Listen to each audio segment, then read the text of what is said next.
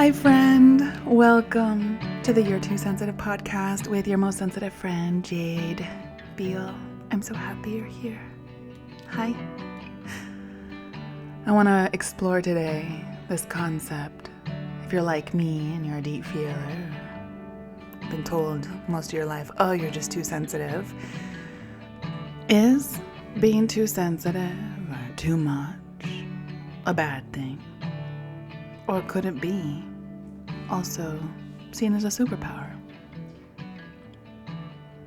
I feel like more and more people are understanding the vast spectrum of humanity. And I think we are seeing the blessings of our uniqueness. We are seeing the blessings and the superpowers of being sensitive. I personally think that being too sensitive is a blessing. And in this particular paradigm where I live in Western culture in the United States of America, it often feels like a disability. And so honestly, to me, it's not neither good or bad. To me, there's so much blessing. And there's so much opportunity for self-kindness and a lot of grace. Because it does feel like a disability when I just have to do normal things like go to the supermarket or chit-chat or not feel things so deeply that for others seem to be a lot easier. To just brush off. Oh, I'm so jealous of people who can brush off. Not jealous, Brené Brown says. Jealousy only exists between two people. It's envy. It's envy when we wish we could have those things that other people can have, which, envy is a powerful emotion. It shows us what we desire. It's not a bad thing.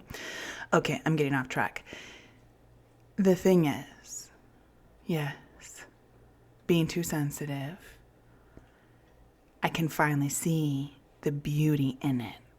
But I can only get to this place of seeing the beauty in my too muchness, in my deeply feeling self, with a lot of healing, which mostly involved accepting the parts of myself that had rejected most of my life. And a big part of why I rejected them, because I saw that they were not wanted, not idealized, not popular in the social construct of being human. Just like last week I was talking about how I would cry so easily in school, and I'd have to look up and bat my eyelashes and will myself not to cry. Yes, it's not popular to cry. It's not seen as...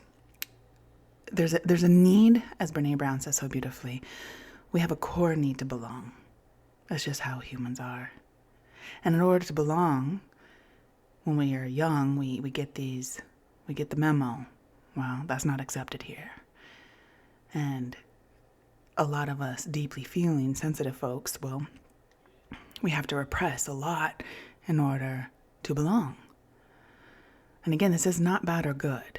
I'm very proud. I feel very, very proud that I did what I needed to do so I could have that sense of belonging. But what I didn't have back then, but I do have now, is awareness around when I do that, I have to repress a lot just to go grocery shopping. But when I know that I'm doing that, I can tend to my emotional world. For me, I somaticize these things, meaning the body keeps a score. When I repress something, when I don't cry when I want to, when I smile when I really want to scream, all that repression goes into my body, and it can show up as back pain, as migraines, as anxiety, as depression, as high blood pressure, at least for me. So if I'm aware that, good job, I'm going to do what I got to do so that I can function in this society with my hand to my heart and a lot of grace and a lot of self-compassion that I know this is hard, but when I get home, I can do breath work, I can do rage journaling, I can go for a swim, I can scream, I can let it out. In other words, I can help myself complete the stress cycle, because if not, I'm going to be in a constant state of fight or flight or freeze, because being human is hard for me. But I know that. So I have an opportunity to tend to myself. And one of the ways I tend to myself, and I think our culture could also call it self-care, but I like to see it more as creating rituals for myself, for my highest good, for my highest self. I have to do things a lot differently. I have to work less. I have to make less money because I work less. I got to prioritize things. And so recently I sold my house. I downgraded on a smaller place. I'm trying to minimize the bills I have in my life so that I can work just enough, so that I can tend to my emotional world, so that I can remain regulated as a person, and most importantly, have the spaciousness to be with my precious son. He's 13, and the years are going so fast. And I feel like most of his life, I've just been in such fight or flight, trying to maintain a business, trying to be successful, doing my photography, traveling all over the world, trying to pretend like I'm not too sensitive, trying to pretend like I'm not too much, instead of owning those, what I like to say, those dark parts. Not because dark is bad, but the dark parts that I rather just leave on the dark side of the moon, instead of bravely and lovingly venturing in the cyclical way that I am, that we all are. Eventually I'm going to be on the dark side of the moon, and then I come back to the light side of the moon, and then I go to the dark side of the moon. But now if someone says you're too sensitive, or you're too much, or you're too fat, that's all right. Because I've accepted those things in myself, because I no longer have to pretend like I'm not too sensitive, and I'm not too much, and I'm not too fat. It's okay. Let them. For some people, I am too sensitive. That's okay. That's not my responsibility. It's not my business. And of course, for people I deeply care about, I want to be very mindful. I want to be mindful of my sensitivities. And that's why I have to do a lot of ritual, because I don't want to hurt people with my sensitivity. Meaning, I get sad really easily. But I don't want to weaponize my sadness. I want to tend to my sadness so that I don't then fling it onto other people. You know what I'm saying?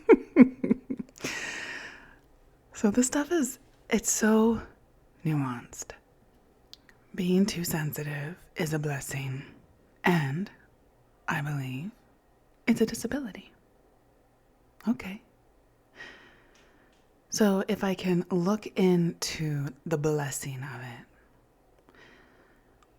what part of being too sensitive is a blessing? Well, I have actually a really beautiful story. When I look back and I wonder or get curious about how my sensitivity used to show up as a child, beyond crying and just being overly feeling like everything was my fault. One of the first times I look back with such, tears in my eyes, was we were living in Yelapa in Mexico in my childhood. My mom, as I said last week, she moved down there in 1980. My dad, he stayed in Tucson, Arizona. And we lived in Yelapa during the weekday, and on the weekend we would take our boat, this little rugged Banga outboard motor boat. We'd drive it from Yelapa to Puerto Vallarta, and we'd get it into the river and tie it up, and then we'd hop into this jalopy of a car. This red jalop that someone had given my mother for free. And we had to park it on a hill because it wouldn't start otherwise. It had to be pushed and started by rolling down the hill in neutral for it to start. Okay. So just imagine we're getting off the boat. We just took the boat. It's a Friday afternoon. We always came to Vallarta on Friday afternoons after I was done with school. We tie up to the boat in the estuary in Boca de Tomatlan, which is just a little south of Puerto Vallarta.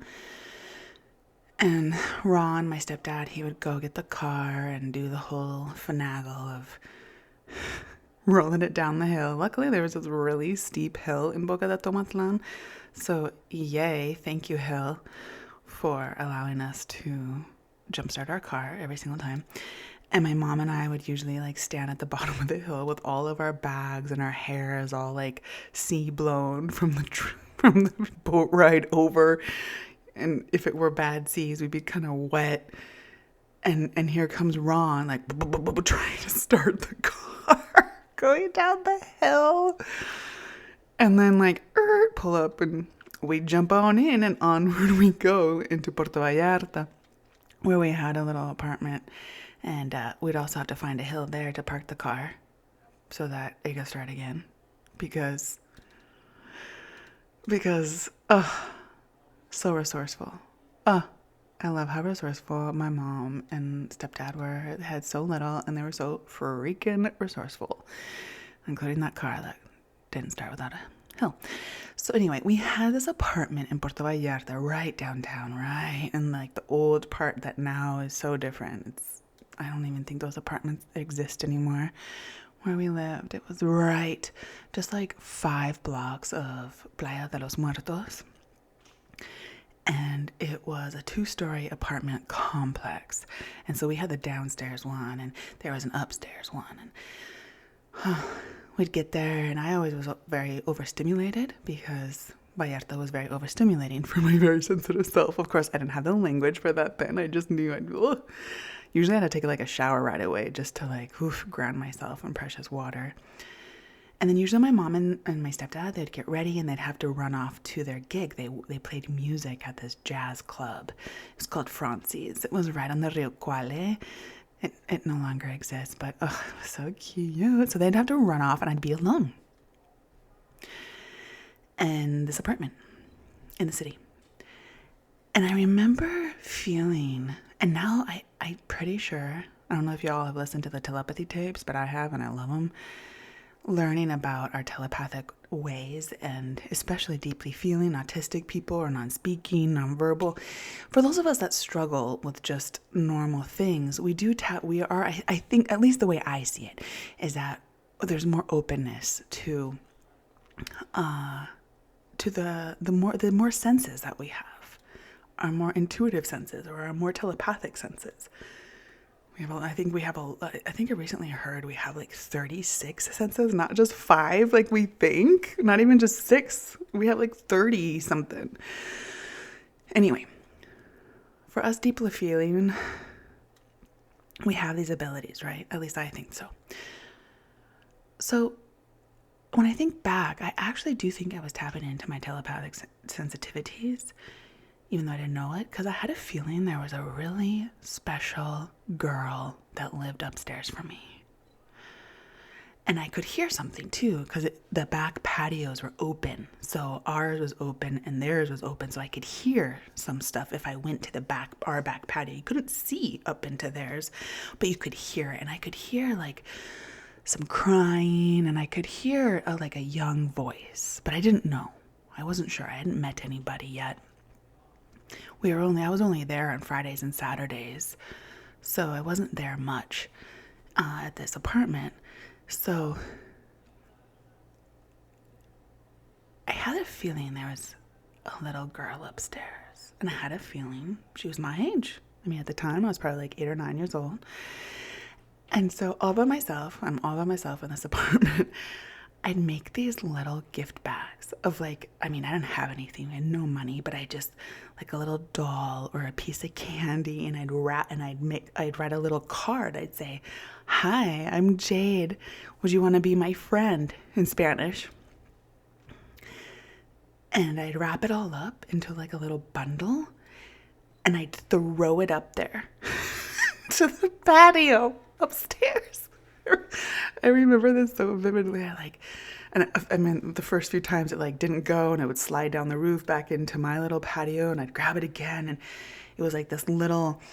There was a like a railing and a roof, and I had to get it between the railing and the roof to get it into their patio. And so I'm trying to throw this little satchel to someone I've never met. But this is what I mean. Like, and maybe all children have this. I think all children are so deeply feeling. We just present differently, obviously. But I knew there was someone special up there. And so I throw it, and I could hear these after a little bit. Once I finally got it up there and I knew it, I was like, yes. And after a little while, I could hear giggles. And just, I heard some, I knew it had been received. And a little while longer, something plops into my yard. Plop. And it's something they had sent me. Hi, I'm Lena. Do you want to be friends? And I don't exactly remember the transition, but I think I sent another one, because I think we did these back and forth throwing of the presents into each other's patios for a minute. That's what my little girl mind thought to do to introduce myself. But then eventually I finally got to meet Lena. I don't know if it was that day or the next day. And Lena is a nonverbal, very special girl who can't walk and is in a wheelchair. And her mother disowned her when she was a baby because she was disabled, and her auntie, Adelina, adopted her. And I forget where in Mexico they were from. They weren't from Puerto Vallarta. And Adelina had married an American, Bruce. So it was this American man and Adelina, and they had adopted Lena, who was my age. I think she was a little bit older. But she could speak a few words, so she wasn't totally nonverbal, but she could not have a conversation. But she spoke, and I that's why I heard her that first day. I heard her telepathically. She was speaking to me. And so I remember meeting her, and I remember not even being surprised by her being in a wheelchair or not speaking or any of these things. And they lived upstairs and they had all these stairs. There was no elevator. Being in a wheelchair in Puerto Vallarta in the 1980s, no access. I think it's still probably pretty tough. So right away, they taught me how to get Lena down. I mean, there must have been like 25 steps or more. It was steep steps. They taught me how to get her wheelchair up and down the steps. And I was a really strong little child. So I got it pretty quickly. And Lena and I became so close. It brings tears to my eyes now. She was so precious. She had this dark, black, long hair, and she would just laugh. She would get so happy because I like to take her out on the town, and her parents would let me. They would let me, little 8-9-year-old, take Lena by myself and push her around Puerto Vallarta downtown, which is so gnarly and so not user-friendly for wheelchairs. And I would take her to the park. There was a few parks, and they were pretty dangerous. Meaning, hopefully the swing won't break. Like really rusty, really not well cared for parks, but I didn't care. I mean, in Yalapa, we had no swings. So just the fact that there were these swings was pretty sweet to me. And Lena's auntie and Bruce, they would let me take her, and I would take her to this park and also to ice cream, which I would save my money for. Anyways, at the park, I'd get her out. she was so petite. I'd get her out of the wheelchair and I'd carry her to the swing, which had, I mean, this is so dangerous now that I'm thinking about it. So dangerous. But I was very confident on myself. I'd get her in the swing and she would be just laughing. I'd be laughing. And we must have been speaking. We must have been telepathically speaking this whole time. Because what are we doing? How did I know she wanted to be on the swing? Like, we couldn't say these things out loud. And so when I think back, I'm like, oh, right, we were speaking telepathically. Duh. I forgot that as I got older because we push those things aside. But when we're children, we don't question it. It's just happening. So, yeah, I'd get her on the swing. I took her down to the beach. I'd run her down run her. She would just, oh my God, she'd be so joyous. And some years go by. Every time I come into Puerto Vallarta for the weekend, I'm just so excited to see Lena. And eventually I asked my mom, I said, Mom, I really want to bring Lena to Yelapa. I want to show her my place. And again, we probably telepathically spoke about this because I know Yelapa is where I regulate the best. I feel the best in Yelapa, way better than Puerto Vallarta. And I think I knew that Lena would love it too. And so I was like, Mom, I really want to bring Lena to Yelapa. And my mom looks at me like I'm nuts because how do we get a wheelchair not only in Tuapanga, but there's the trails in Yelapa are all dirt and mud. And I mean, you'd have to have a 4x4. You'd have to have a 4x4 wheelchair in order to make it into Yelapa. So, I mean, she looks at me like I'm nuts. I'm like, no, Mom, I got it. It's okay. I will take care of her. And by the grace of all that's good, Lena's parents, adoptive parents, family, agreed. And my mom and I would bring Lena to Yelapa.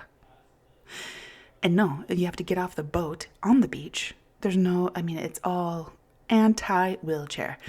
So I told my mom, I was like, I will carry Lena up to our house. Our house was about a 10-minute walk from the beach, upriver, not towards the village, if you've ever been to Yelapa, but upriver towards the river, the main river that goes into the estuary and into the ocean.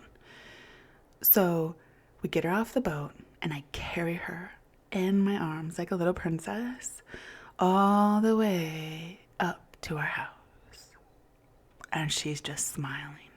And let me explain that this trail back in the late 1980s and early 1990s was basically a Garden of Eden.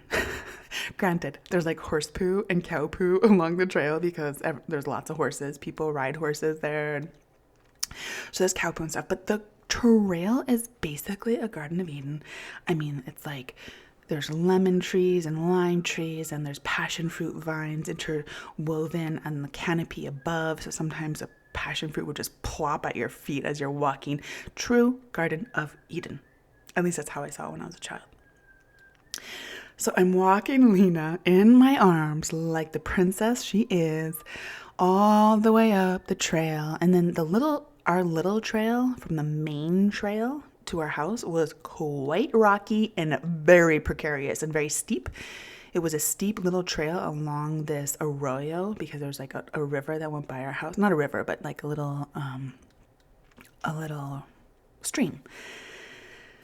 And so it's pretty precarious just walking on your own steep little trail to our house from the main trail. I get her there. I get her into the hammock. I make her a lemonade. That was my favorite drink. It was mineral water and then fresh lime off her lime tree and a little bit of sugar water. My favorite drink. Make her that. Totally tend to her like the princess that she is. And I'm just in heaven. I finally got my Lena to Yelapa. And I remember my mom, I can't remember if Lena's parents were there. I feel like they're not, but did they really trust us with her? I guess they did. And the sweetest point for me of this whole trip was I wanted to take Lena down to the river because I loved the river, the main rio, the Rio Tuito in Jalapa. It comes all the way up from way up in the mountains from El Tuito, and it comes all the way down. And I just love the riverbed. That's where I always would play. We'd play soccer and baseball and tag, and just the riverbed was where we all got together to play. And also to swim, and we did our laundry there, and it was a communal space, the riverbed. And I wanted to take Lena down to the river because I knew the other kids would be there, and I wanted to introduce her. But I take her down the river, and there's no kids. It's just me and her. And we go by the water, and I just remember like letting her feet into the river and holding her and just letting her take in the beauty of Jalapa. And again, let me remind us that she can't speak. But we were having full-on conversations. I didn't even realize that we weren't speaking. It wasn't until actually very recently I started recalling this relationship with Lena that I was like, wow, we had full-on conversations. How did we do that? We were speaking in another way. And that I have such a vivid imprint. It's almost like a stamp on my soul of sitting in that riverbed with Lena in my arms, taking in the beauty of the river.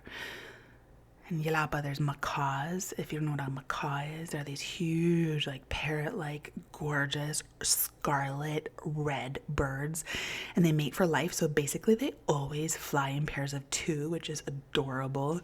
There's parrots. There's great blue herons. There's white, beautiful garrasas. What are those called in English?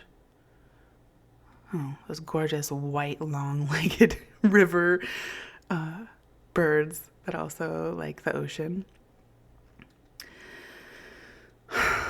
Just magic. It's almost like that moment was intended to happen. And the reason I'm even sharing this is really to underscore the blessing of being too sensitive. This is, in my opinion, a perfect example of why it is a blessing to be so sensitive. I had such deep love and such easeful connection to someone I couldn't even verbally speak to, but that I was able to attune to effortlessly. In fact, joyously. Even just saying this, I realized maybe I really love that relationship because we didn't have to speak. Because I often fumble with my words. I know I'm speaking here like it's no big thing, but actually words can feel heavy to me. And so maybe one of the reasons our relationship was so sweet and so precious was I felt so at ease not needing to use my words. So I know that she spent the night with us, and I think we brought her back the next day to Puerto Vallarta, but oh, precious Lena. Thank you. Thank you for the gift of that friendship when we were so little.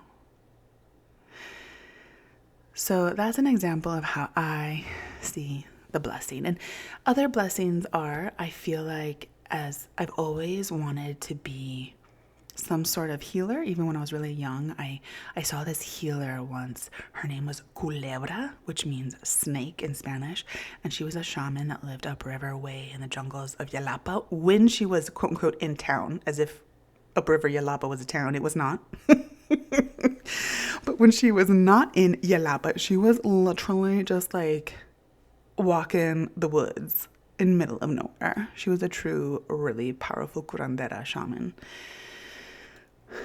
I saw her a few times as a child, and she just like blew me away. And I also, bless my mom, she had so little, but she made sure I had massage therapists and chiropractors as a child. And I got acupuncture and just a lot of body-focused healing. Now, these days, I'm not so much a fan of chiropractics. I don't mean to offend you if you are. Yay for you if you're into it. Just not me personally. But massage, yes. I was so drawn to massage, and I was so drawn to the powerful healing of culebra, this curandera. So I always wanted to work with bodies. I just always knew that. I wasn't sure how. But when I graduated from high school, I had a full scholarship to go to the University of Arizona, but I declined it and I went traveling. I drove from Tucson, Arizona to Panama and back. Oh my gosh, that's another story for another time. But after that, I went to massage school. And the reason I'm sharing all of this is because I believe that me being too sensitive is a blessing in my sessions with my clients. I know this.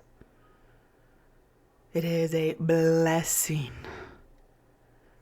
to be able to tune into my clients. I'm not saying, again, I'm very clear. I'm not healing anybody, but I am able to be on a very sensitive level with them.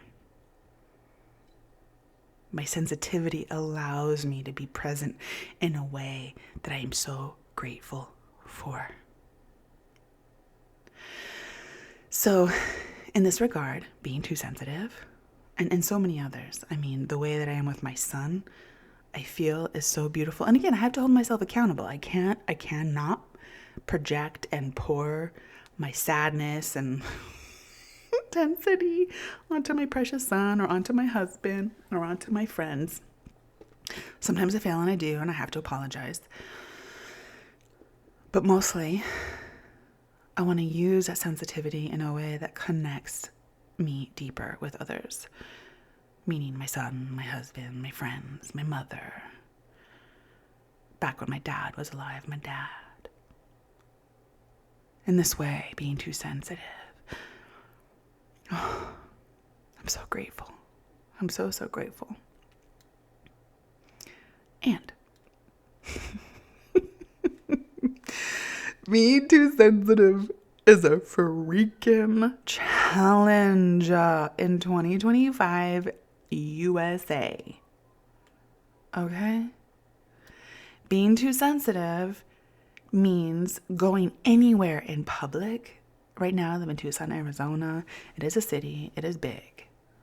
I've lived in, my most regulated place was Yelapa, this teeny little village. And then I lived in Taos, New Mexico for 7 years, which is a lot smaller, much better for my nervous system. I now live in Tucson, Arizona for many reasons. And I'm grateful, but also this city is kind of big for me. Main reason I live here is because I'm co-parenting my son with his dad. And I'm grateful to have this precious, beautiful city to do that in. And a big city is hard for me. Driving in traffic is very, very hard for me. Going to Costco, which I'm very grateful for because my son eats a lot of food. And I'm grateful for the deals I get at Costco. And holy moly, going into that store is so incredibly intense. And I'm so envious of the people who look like they're having a blast in there. How are you having fun? How? This is where being too sensitive feels absolutely like a freaking disability. Another disability that it feels like when I receive feedback, I have to be really mindful because I am too sensitive. So I have to really listen through the ears of compassion. It's okay. These people, feedback is gonna happen. But how can I love myself so tenderly that I'm able to listen to other people's feedback and not let my too sensitiveness get in the way? No, I haven't mastered this one yet. I'm still working on it, but I'm aware of it. And to me, that's everything. We don't need to master these things, in my opinion, but we do need to bring our awareness over and over and over again, in my opinion. So, I bring my awareness to the fact that I know this disability of mine. I'm no victim to it. I don't need to change other people. I used to. Let me be honest here. I used to, preach all the time. Why do people have to comment on other people's bodies? I was like, oh my gosh, that was a big part of my Instagram and Facebook presence for a while with my photography, because I love champion bodies, all shapes. I just love the human body. But I always struggled with my body. And so a lot of my writings back then involved, why do people have to comment on my body? Why do people have to ask me if I'm pregnant? Why do people have to comment? When I go down to Mexico, people are very quick to be like, oh, Jade, you've gained weight. Why do people have to comment on my body? I'd ask this over and over and over again. And now I don't. People are allowed to comment on our bodies. Would I rather they didn't? Yeah. Do I honor that that's what they want to ask? Okay. People get to ask the heck they want to ask. What matters is how I am with myself. If I'm afraid of being seen as fat, then yeah, their comment's going to be really, really hard. If I am absolutely at peace with my fatness and my bigness, then people can say whatever they want about my body. And they do, because I'm very public on social media, or I used to be, less so these days. People do comment on my body. Oh, you're so fat, you're so gross. I don't want to see that. I don't want to see that. Valid. But the moment, just like being too sensitive, when I embrace my body, and I do, people can say whatever they want to say about this body. And maybe that's even a positive about being too sensitive, is that I do love this body. Even though just 2 weeks ago I went to the doctor and she told me I was morbidly obese. Wow, morbidly obese. My BMI, which, hope you know the BMI is not accurate information, but whatever, they gotta use it. My BMI says I'm morbidly obese. Okay. That's fine. But in the same breath, I have perfect labs. I take 0 medications. I'm in perfect health. And after I left the doctor's office, I'm like, how does she tell me I'm morbidly obese but perfectly healthy in the same breath? How does that work? I don't know, but okay. The thing is, I used to be so afraid. I used to be so afraid of even getting on the scale, y'all. There was a time period of about 13 years I didn't get on a scale. It's only recently I can get on the scale and see that number, which fluctuates between 215 and 220 pounds, 220 pounds and 215 pounds. The number fluctuates, and okay, it's just information. They used to derail me. Why? Because I hadn't accepted those parts. It is scary. It is scary to be in a body that my whole life, it was very clear. Fat people are made fun of, are not welcome here, are unhealthy. That's the big, anybody can be unhealthy, no matter her size, his size, their size. Anybody can be unhealthy, my loves. But the health poop shaming for big bodies, just there's been very little, none actually. I've never experienced, except in like the fat positive movement, which even that I feel like I don't belong, because I'm not like super fat. I'm more just like middle fat, I guess. I don't even know. But I've been shamed by super fat people for calling myself fat. I've been told my whole life by others that I'm too fat, as in like something's wrong with me. And at the end of the day, what I choose to do is, I love this precious body. Now, Do I wish he did look different? There's a part of me that does. Do I struggle looking in the mirror and at photos? I still do. I still do, because there's a part of my belonging that really wants to belong in that very narrow, non-existent. It doesn't really exist. There's no quote unquote perfect body. There's not. There's never. That does not exist. But when I am thin, and I have been thin many times in my life, not for very long, but I have been thin in my life. And when I am thin, oh, I get treated so nice. Yeah. Privilege is a thing. Privilege is a thing. It doesn't mean it's right. It is not right. And that's what it is right now. And I do like being treated as if I'm a good person. I do like it. It's not my I mean, maybe it is a little bit of my ego, but it's wired into us to want to belong. So yeah, there's a part of me that wants to be thinner. Okay. But where am I? Where have I been most of my life? Bigger. Okay. Do I like it? Not all the time. Do I love this body? Yeah, I do. I love this body. I love it so much I don't even need to look in the mirror. The photos that my husband takes of me are so horrible. And he thinks they're wonderful. He knows now not to show me. He takes photos where you can see all 5,000 of my chins, and like I can't even believe it. But I also recognize I have a lot of filters and a lot of need to belong in a very thin, accepted only culture. I understand all these facets of myself. And if he likes the photo, well, cool. He gets to keep it. I don't need to see it. I don't need to see anything in order to have deep reverence for the magnificence of this body. When she's sick, when she's in pain, when she's too sensitive, when she's too much, when she's too fat, always deserves the love and the reverence. Like I was talking about last week, I feel like I'm Mother Nature's daughter. So who am I to say, Mother Nature, this masterpiece that you created, me, my body, nope. I mean, we can. I mean, plenty of people can. I'm not saying don't do that. I'm just saying I don't think I'm anybody to do that.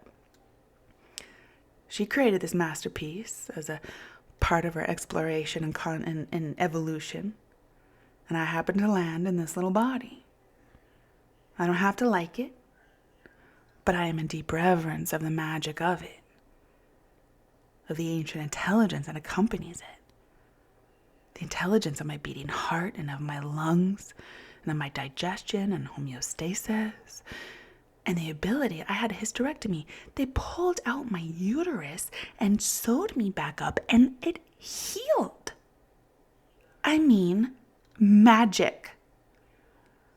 We do not have to like something in order to be in reverence. So yes, I'm in deep reverence of this precious body. And while I still struggle seeing her, because that's my own personal journey with feeling safe and like I belong, I always feel like I belong to Mother Earth. And I always have deep reverence and love for this precious body. And the cool thing is that in my work, in my photography, and in my massage, those filters don't exist. I'm able to see other bodies completely free from my own, oh gosh, am I too much? Am I too big? I'm free from needing to, what am I trying to say here?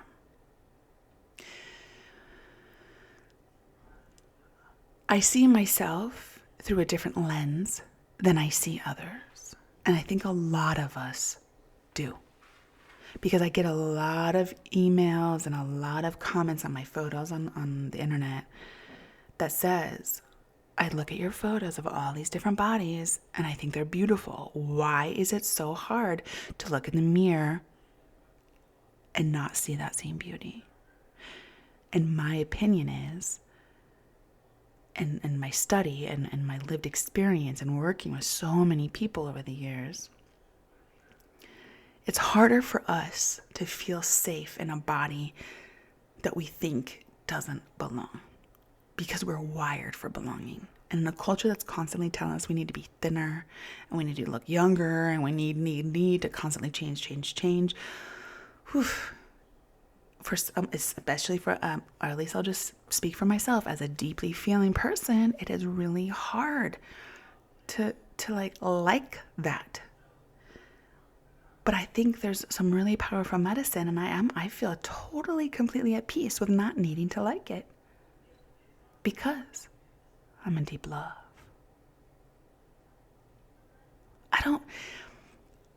Mirrors are a relatively new thing. Photography, very new to humanity. Are we even supposed to look at ourselves? Really?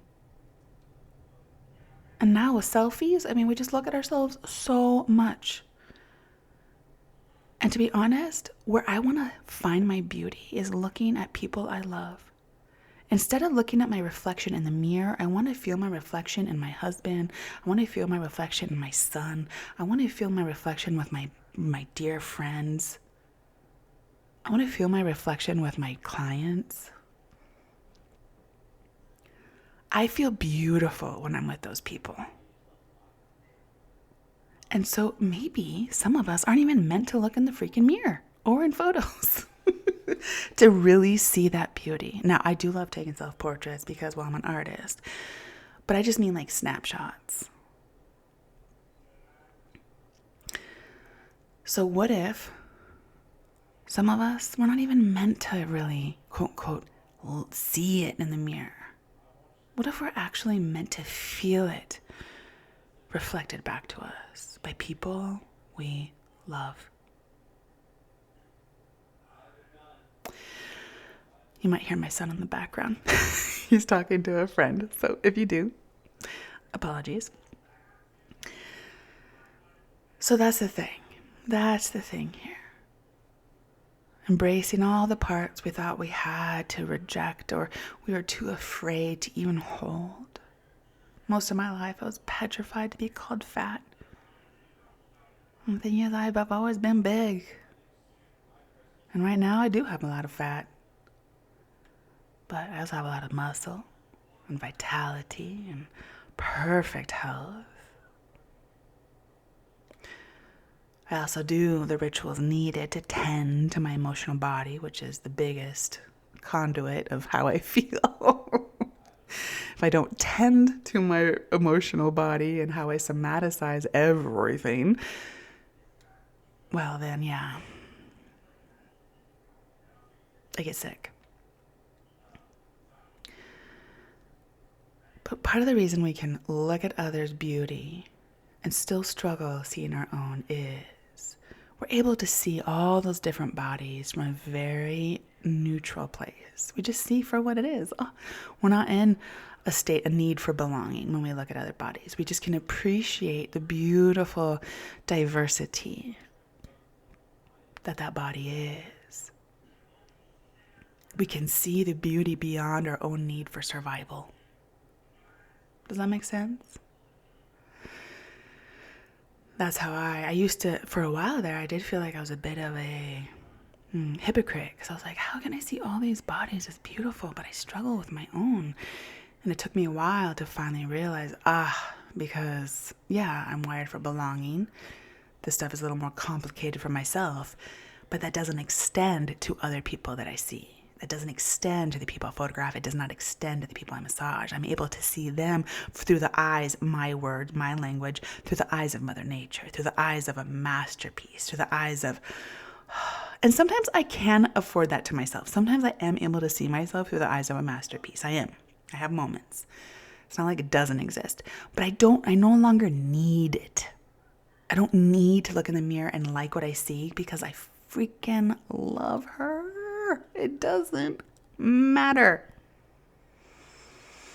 But I have to say, I do like growing older. I love my graying hair and my wrinkles and my age spots on my hands. And the visual signs of growing older are so precious. So maybe when I get to be an old hag, or I'm already a hag, but as I get to be an older hag, maybe then I'll start to like it. Who knows? It doesn't matter, because I love this body. Because that's another thing, y'all.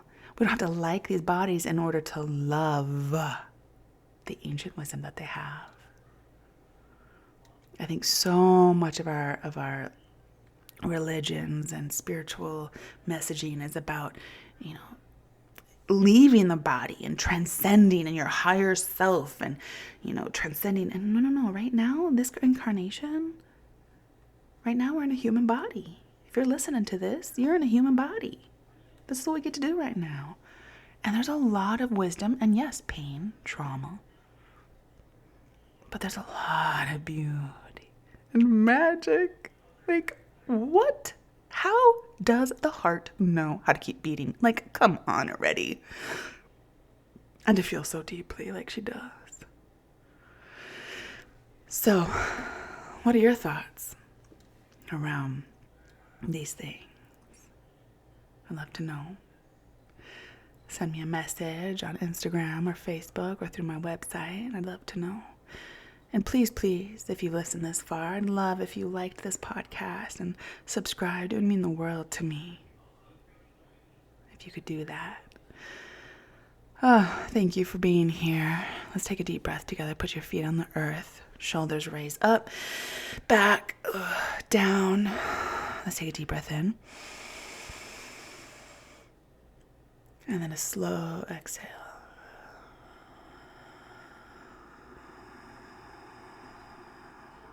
Put your hands to your heart.